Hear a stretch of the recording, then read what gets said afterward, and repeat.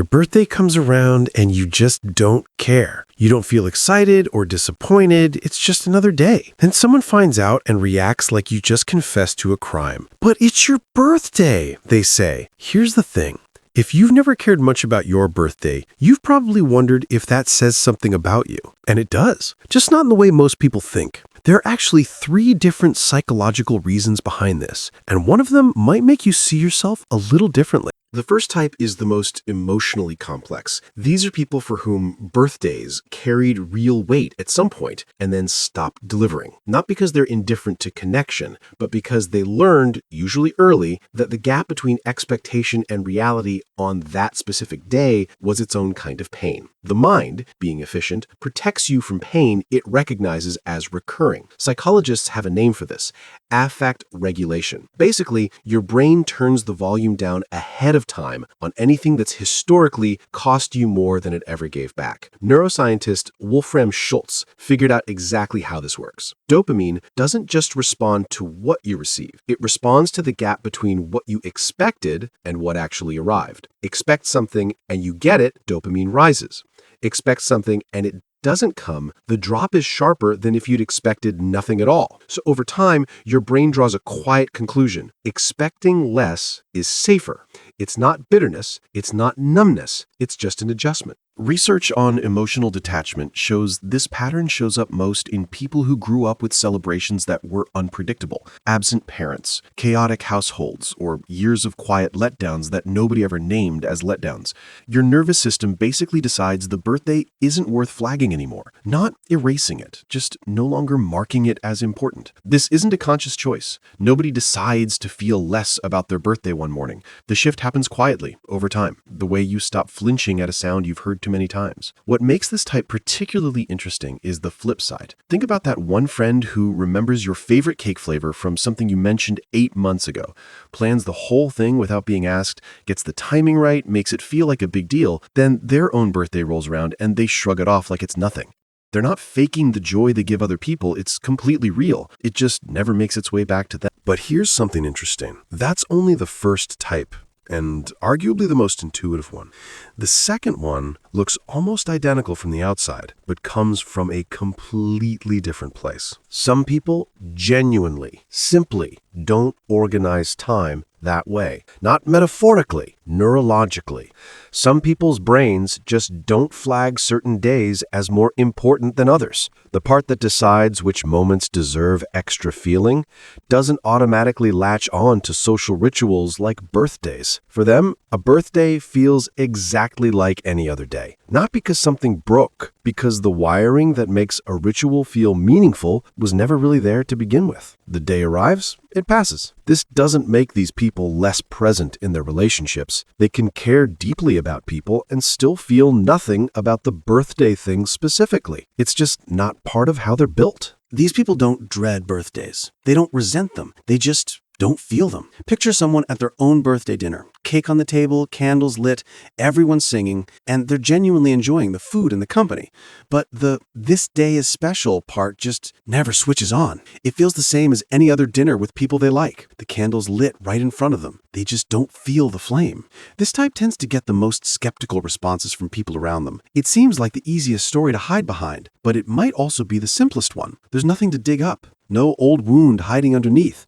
Just a different setting for what counts as a big deal. And then there's the third type. This is probably the most interesting one from a research standpoint, and the one a lot of people find genuinely hard to accept. Some people don't need their birthday to feel good about existing. That sounds simple. It isn't. What it actually means is having a steady sense of self-worth, one that doesn't spike on certain days and doesn't need a celebration to prove anything. Psychologists who study motivation have a name for this: non-contingent self-esteem, basically worth that doesn't depend on being seen or acknowledged on a schedule. These people genuinely don't feel any smaller when the day passes quietly, not because they're holding something back, not because they've given up on connection. It's just that they don't need that specific thing to feel okay. Here's what makes this counterintuitive. The cultural assumption is that wanting to be celebrated is natural, necessary, and for a lot of people it is. But research suggests that when your self-worth gets too tied to the ritual, when the birthday stops being about connection and starts being a test of how much you matter, that's actually the shakier setup. Needing the day to land becomes its own kind of vulnerability. Researcher Philip Brickman called this the hedonic treadmill, basically the human habit of chasing the next peak, the next moment that's supposed to make you feel significant. The problem is those peaks don't hold. The birthday lands, the feeling passes, and you're already waiting for the next thing to prove your worth. Some people just stepped off that wheel, not because they stopped caring about life, because they stopped handing the job of feeling whole over to a calendar. Picture someone on their birthday this year. No cake lined up, no call scheduled, a couple of texts that come in late and they don't even check until that night. They go to work, run errands, make dinner like it's any other day, and they feel completely fine. Not pretending, not making the best of a letdown, just fine. Same as they'd feel on a random Wednesday in March. Not needing the day isn't detachment, it isn't damage, it's actual security. Hold on to that image for a second, because in a minute, you're going to meet someone who looks exactly like this from the outside and turns out to be running on something completely different. But, and this is important, not every version of not caring is that kind of freedom. Some versions look identical from the outside, but come from a totally different place inside. Because here's the thing, detachment can be armor. And armor worn long enough stops feeling like protection and starts feeling like skin. You stop noticing you're wearing it. Imagine you're 9 years old. Your birthday falls on a chaotic weekend, the kind your household specialized in producing. Nobody forgets the day exactly, but nobody makes it land either. You're handed a card at the wrong moment. You hear "Happy Birthday" over noise and interruption. And you feel that very specific loneliness of a celebration that happens around you instead of for you. And somewhere in that afternoon, you make a decision. Not consciously, your nervous system makes it for you. You decide not to need it. You shrink the day down so that disappointment can't reach. That's not freedom. That's a workaround. And workarounds have this annoying habit. They stick around long after the situation that built them is gone. Years later, you might still be shrugging off your birthday with complete sincerity, genuinely believing you're one of the secure ones. And you might be right. Or you might still be running a 9-year-old strategy in an adult body, never having stopped to ask which one it actually is. And here's what makes it stickier than it should be.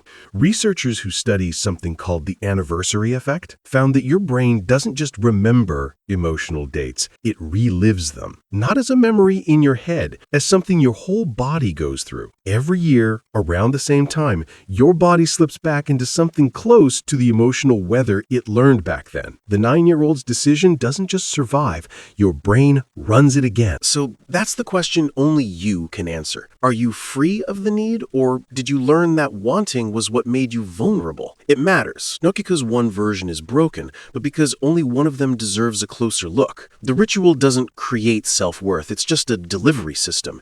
And some people's worth doesn't need that delivery to function. When someone insists your birthday should matter to you as much as it does to them, that says more about how they measure their own worth than how you should measure yours. And if you truly never needed the day, you're not missing anything. You just measure life differently than the calendar expects. Don't forget to subscribe and share this with someone who feels the same way.